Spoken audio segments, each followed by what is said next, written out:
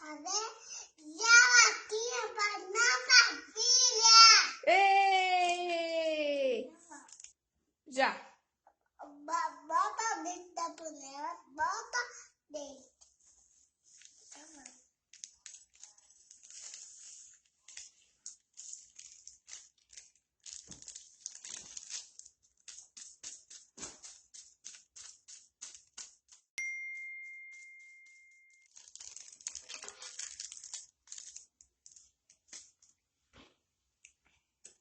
Depois faz o quê?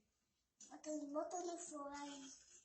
Mexe. Já. Depois bota água quente e depois mexe. Mexe. Já. Primeiro bota água gelada e depois bota no fogo. E depois mexe. Agora mexe.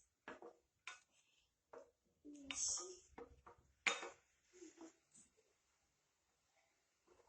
Mexe um pouquinho. Agora bota na geladeira. Beijo, tchau.